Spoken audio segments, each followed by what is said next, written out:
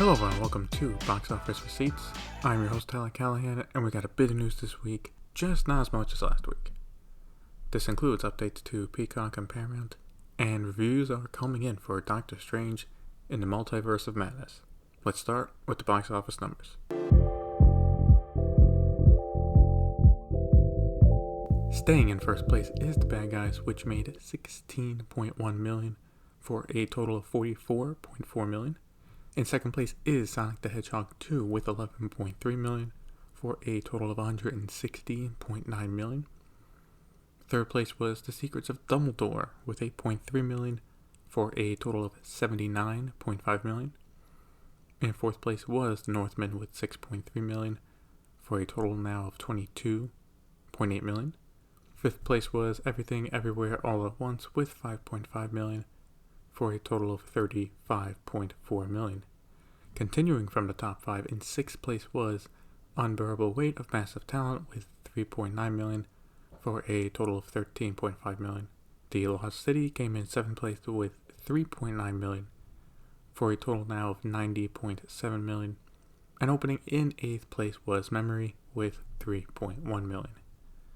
The Bad Guys had a great hold from its opening weekend, dropping only 33%.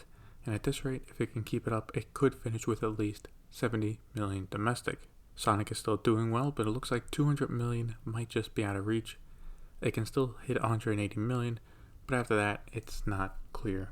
Everything Everywhere All at Once actually had a great weekend, thanks in part to its 1 week IMAX run across the country, where its $5.5 million total was 2% higher than last weekend. Clearly, word of mouth is helping the film, and it looks to finish at least with $45 million, maybe even $15 million. As for the one opening week out with Memory, starring Liam Neeson, it didn't do great, clearly, and reviews were pretty bad for it, with it getting a Rotten Tomato score of 31%. After taking a week off, we are back to looking at the box office numbers in China as they celebrate May Day, which, while slightly improved the numbers, is still massively down from what it was in February. Opening in first place was a romantic movie called Stay With Me, which opened to $8.4 million. The Bad Guys also opened over the weekend, making $4.5 million in its debut. The Secrets of Dumbledore dropped to third place, making $2.9 million for a total of $20.4 million. Fourth place was Man on the Edge with $2.1 million for a total of $12.3 million. In fifth place was Hotel Transylvania Transformia with $1.7 million for a total of $10.7 million. Right now the COVID situation is slightly getting worse in China, while the government is getting COVID under control in Shanghai. They have been in a lockdown now for a month, and there is no set date on when restrictions will be relaxed. And now the capital, Beijing, is starting to deal with COVID, including mass testing, restricting public transportation, and doing smaller lockdowns on specific apartment blocks. As for Hollywood films, right now it looks like Universal will take the lead. Currently, they are planning to release Marry Me on May 13th and Downton Abbey: A New Era on May 20th.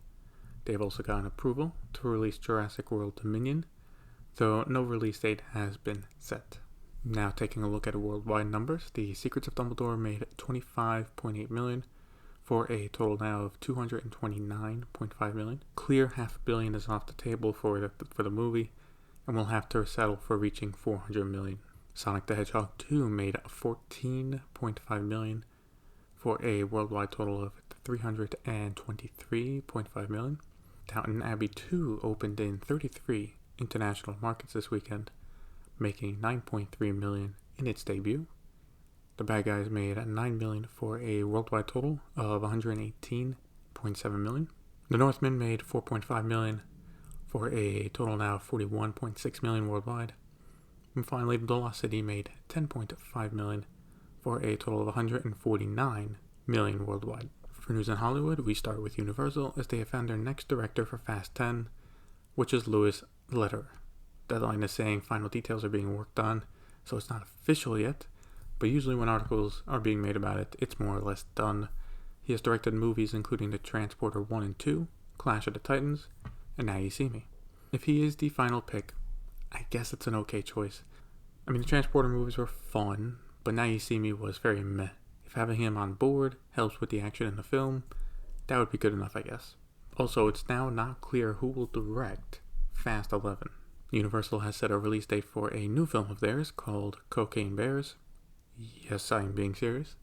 The film will be directed by Elizabeth Banks and stars Kerry Russell, O'Shea Jackson Jr., Ray Liotta, and others.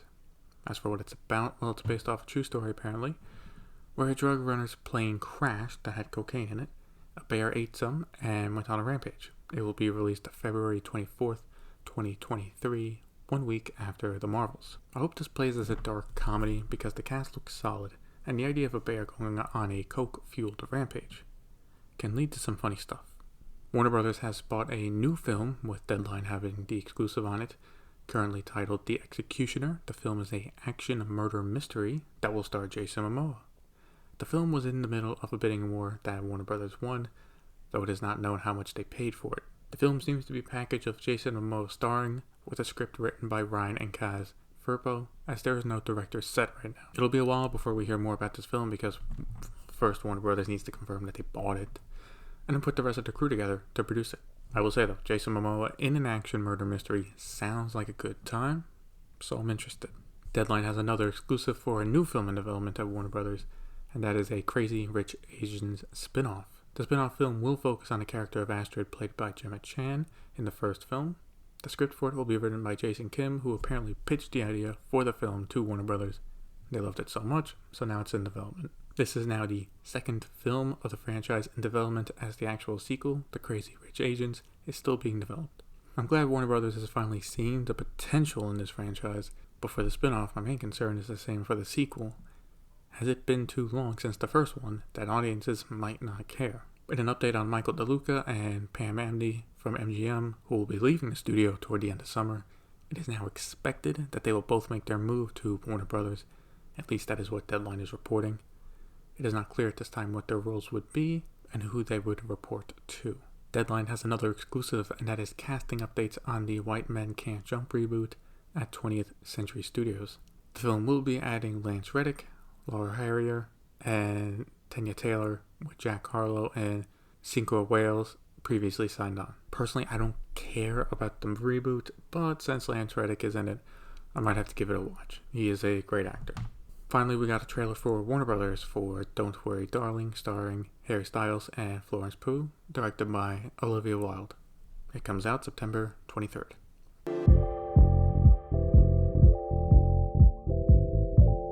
For VOD Premium, we start with Peacock, as NBCUniversal is looking to beef up their content available for the service. First, Bravo, where the company announced that Peacock will be the streaming home of the channel. What this means is that new episodes of all Bravo shows will be available to watch the day after they air for premium customers.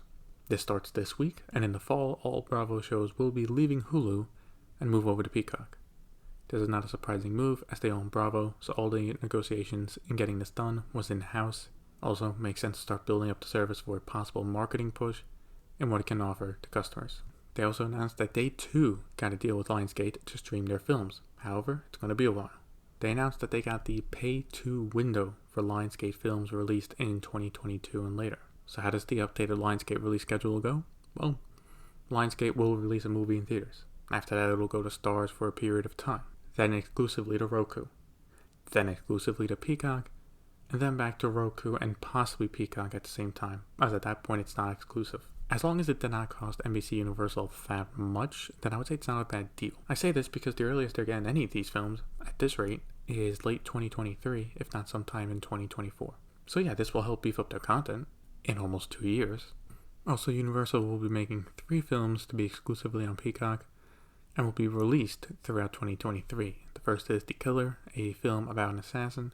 The film will be directed by John Woo and is a reboot of the original one from the 80s, also directed by him. The second film is Shooting Stars, that is focused on LeBron James' story in high school before he became one of the biggest basketball players ever. The last movie is Praise This, where a newcomer to a community church pushes them into a hipper musical direction. None of these films stand out to me as amazing, but NBCUniversal is doing the right thing here. First, they are finally using Universal, one of the biggest studios in the world, to produce some of the films for their streaming service. Way to catch up with everyone else. Also, one thing that stood out to me was the variety between the 3 films, each one being uniquely different. It's not just 3 action films or 3 family films, and that's it. Finally, we finish with Paramount, where they have their quarterly earnings report. The company reported that they gained 6.8 million new subscribers in the first quarter, bringing its total to 62 million subscribers, 40 million of them for Paramount Plus. Remember, the total count includes other services like Showtime as well. As for new content, not much new was announced, except that a Jackass show is now in development for Paramount Plus. Nothing else was said about it, just that it is in development now, based on the success of Jackass Forever. And as for the continued expansion of Paramount Plus, that does continue this year. On June 22nd, the service will launch in the UK. Paramount is partnering with Sky for the rollout of it, which means a few things. If you are a Sky Cinema customer, you will get the streaming service added for free. If you are a Sky Q customer, you can have it as an add-on to your plan, but still have to pay for it. And if you don't have Sky at all, you can just sign up to the service directly. It will also be launching in South Korea at some point in June. For the second half of the year, Paramount Plus will be launching in France, Germany, Australia, and Italy. Next year, Paramount Plus will also launch in India through a joint venture between Paramount and TV18. I'd say overall the subscriber numbers for Paramount were solid. They also talked about how Halo has been a massive hit for them so far, so they are starting to build up their exclusive show lineup, and having their films this year go to Paramount Plus and not to other streaming services also helps. I'm curious to see how much of a boost they will get when it launches in the UK and in South Korea. Then that'll be it for this week's episode of Box Office Receipts. Question for the episode is, are you looking forward to any of the new movies in development? Let me know on Facebook. Link to the page is in the show notes. Thank you for listening, and see you next time.